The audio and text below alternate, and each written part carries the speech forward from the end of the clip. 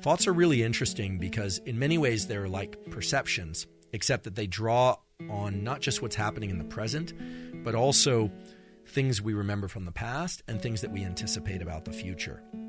The other thing about thoughts that's really interesting is that thoughts can be both reflexive, they can just be occurring all the time, sort of like pop-up windows on a poorly filtered web browser, or they can be deliberate. We can decide to have a thought. In fact, right now you could decide to have a thought just like you would decide to write something out on a piece of paper. You could decide that you're listening to a podcast, that you are in a particular location. You're not just paying attention to what's happening, you're directing your thought process. And a lot of people don't understand or at least appreciate that the thought patterns and the neural circuits that underlie thoughts can actually be controlled in this deliberate way. And then finally, there are actions. Actions or behaviors are perhaps the most important aspect to our nervous system because, first of all, our behaviors are actually the only thing that are going to create any fossil record of our existence. After we die, the nervous system deteriorates, our skeleton will remain, but it's, in the moment of experiencing something very joyful or something very sad, it can feel so all-encompassing that we actually think that it has some meaning beyond that moment. But actually, for humans, and I think for all species, the sensations, the perceptions, and the thoughts and the feelings that we have in our lifespan, none of that is actually carried forward except the ones that we take and we convert into actions such as writing, actions such as words, actions such as engineering new things. And so the fossil record of our species and of each one of us is really through action. And that in part is why so much of our nervous system is devoted to converting sensation, perceptions, feelings, and thoughts into actions. In fact, the great neuroscientist or physiologist Sherrington won a Nobel Prize for his work in mapping some of the circuitry, the connections between nerve cells that give rise to movement. And he said movement is the final common pathway. The other way to think about it is that one of the reasons that our central nervous system, our brain and spinal cord, include this stuff in our skull but also connect so heavily to the body is because most everything that we experience, including our thoughts and feelings, was really designed to either impact our behavior or not. And the fact that thoughts allow us to reach into the past and anticipate the future and not just experience what's happening in the moment gave rise to an incredible capacity for us to engage in behaviors that are not just for the moment. They're based on things that we know from the past and that we would like to see in the future. And this aspect to our nervous system of creating movement occurs through some very simple pathways. The reflexive pathway basically includes areas of the brainstem we call central pattern generators. When you walk, provided you already know how to walk, you are basically walking because you have these central pattern generators, groups of neurons that generate right foot, left foot kind of movement. However, when you decide to move in a particular deliberate way that requires a little more attention, you start to engage areas of your brain for top-down processing where your forebrain works from the top down to control those central pattern generators so that maybe it's right foot, left foot, right foot, left foot if maybe you're hiking along some rocks or something and you have to engage in that kind of movement. So movement is just like thoughts, can be either reflexive or deliberate. And when we talk about deliberate, I want to be very specific about how your brain works in the deliberate way because it gives rise to a very important feature of the nervous system that we're going to talk about next, which is your ability to change your nervous system. And what I'd like to center on for a second is this notion of what does it mean for the nervous system to do something deliberately?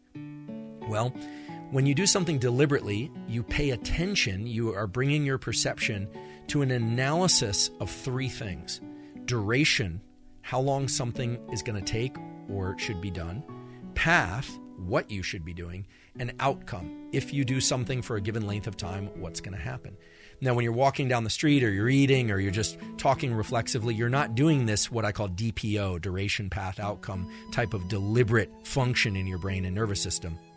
But the moment you decide to learn something or to resist speaking or to speak up when you would rather be quiet, anytime you're deliberately kind of forcing yourself over a threshold, you're engaging these brain circuits and these nervous system circuits that suddenly make it feel as if something is challenging, something has changed. Well, what's changed? What's changed is that when you engage in this duration, path, and outcome type of thinking or behavior or way of being, you start to recruit these neuromodulators that are released from particular areas of your brain, and also, it turns out, from your body, and they start cueing to your nervous system, something's different. Something's different now about what I'm doing. Something's different about what I'm feeling. Let's give an example where perhaps somebody says something that's triggering to you. You don't like it, and you know you shouldn't respond. You feel like, oh, I shouldn't respond. You're actively suppressing your behavior through top-down processing. Your forebrain is actually preventing you from saying the thing that you know you shouldn't say, or that maybe you should wait to say, or say in a different form. This feels like agitation and stress because you're actually suppressing a circuit. We actually can see examples of what happens when you're not doing this well. Some of the examples come from children. If you look at young children, they don't have the forebrain circuitry to engage in this top-down processing until they reach age 22, even 25. But in young children, you see this in a really robust way. You'll see they'll be rocking back and forth. It's hard for them to sit still because those central pattern generators are constantly going in the background, whereas adults can sit still. A kid sees a piece of candy that it wants and will just reach out and grab it, whereas an adult probably would ask if they could have a piece or wait until they were offered a piece in most cases. People that have damage to the certain areas of the frontal lobes don't have this kind of restriction. They'll just blurt things out. They'll just say things. We all know people like this. Impulsivity is a lack of top-down control, a lack of top-down processing. The other thing that will turn off the forebrain and make it harder to top-down processing is a couple of drinks containing alcohol. Well, the removal of inhibition is actually a removal of neural inhibition, of nerve cells suppressing the activity of other nerve cells. And so when you look at people that have damage to their frontal lobes, or you look at puppies, or you look at young children, everything's a stimulus. Everything is a potential interaction for them, and they have a very hard time restricting their behavior and their speech. So a lot of the motor system is designed to just work in a reflexive way. And then when we decide we want to learn something or do something or not do something, we have to engage in this top-down restriction, and it feels like agitation because it's accompanied by the release of a neuromodulator called norepinephrine, which in the body we call adrenaline, and it actually makes us feel agitated. So for those of you that are trying to learn something new, or to learn to suppress your responses or be more deliberate and careful in your responses, that is going to feel challenging for a particular reason. It's going to feel challenging because the chemicals in your body that are released in association with that effort are designed to make you feel kind of agitated. That low-level tremor that sometimes people feel when they're really, really angry is actually a chemically induced low-level tremor. And it's what I call limbic friction. There's an area of your brain that's involved in our more primitive reflexive responses called the limbic system. And the frontal cortex is in a friction. It's in a tug-of-war with that system all the time. Unless, of course, you have damage to the frontal lobe or you've had too much to drink or something, in which case you tend to just say and do whatever. And so this is really important to understand, because if you want to understand neuroplasticity, you want to understand how to shape your behavior, how to shape your thinking, how to change how you're able to perform in any context. The most important thing to understand is that it requires top-down processing. It requires this feeling of agitation. In fact, I would say that agitation and strain is the entry point to neuroplasticity.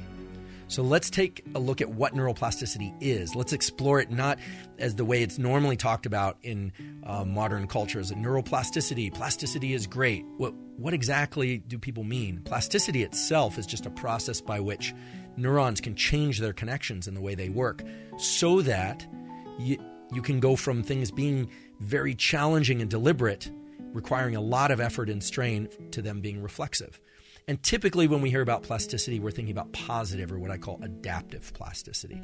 A lot of plasticity can be induced, for instance, by brain damage, but that's generally not the kind of plasticity that we want. So when I say plasticity, unless I say otherwise, I mean adaptive plasticity. And in particular, most of the neuroplasticity that people want is self-directed plasticity.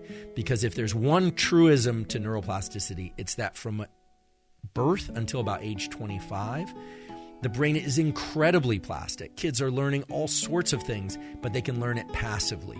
They don't have to work too hard or focus too hard, although focus helps, to learn new things, acquire new languages, acquire new skills.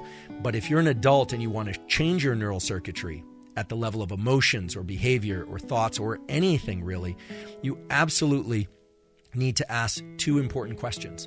One, what particular aspect of my nervous system am I trying to change? Meaning, am I trying to change my emotions or my perceptions, my sensations, and which ones are available for me to change? And then the second question is, how are you going to go about that? What is the structure of a regimen to engage neuroplasticity? And it turns out that the answer to that second question is governed by how awake or how sleepy we are. So let's talk about that next.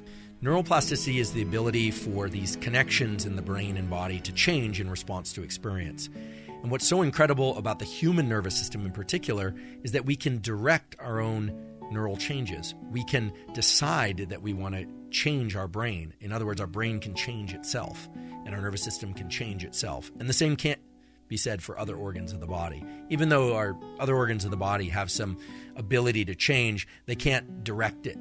They can't think and decide, your gut doesn't say, I want to be able to digest spicy foods better, so I'm going to rearrange the connections to be able to do that. Whereas your brain can decide that you want to learn a language, or you want to be less emotionally reactive or more emotionally engaged, and you can undergo a series of steps that will allow your brain to make those changes so that eventually it becomes reflexive for you to do that, which is absolutely incredible.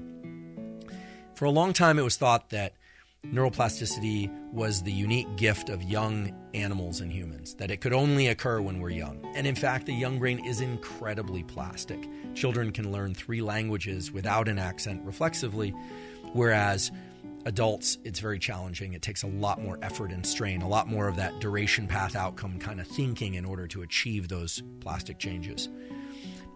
We now know, however, that the adult brain can change in response to experience.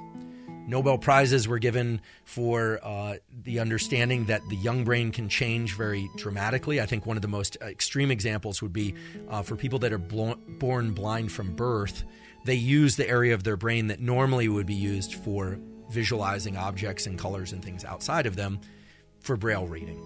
In brain imaging studies, it's been shown that people who are blind from birth, when they Braille read, the area of the brain that would normally light up, if you will, for vision, lights up for Braille reading. So that real estate is reallocated for an entirely different function. If someone is made blind in adulthood, it's unlikely that their entire visual brain will be taken over by the areas of the brain that are responsible for touch. However, there's some evidence that areas of the brain that are involved in hearing and touch can kind of migrate into that area. And there's a lot of interest now in trying to figure out how more plasticity can be induced in adulthood, more positive plasticity. Thanks for watching. If you liked the video, please hit the like button. If you want to see more videos, hit the subscribe button. And if you have something to say, please leave a comment.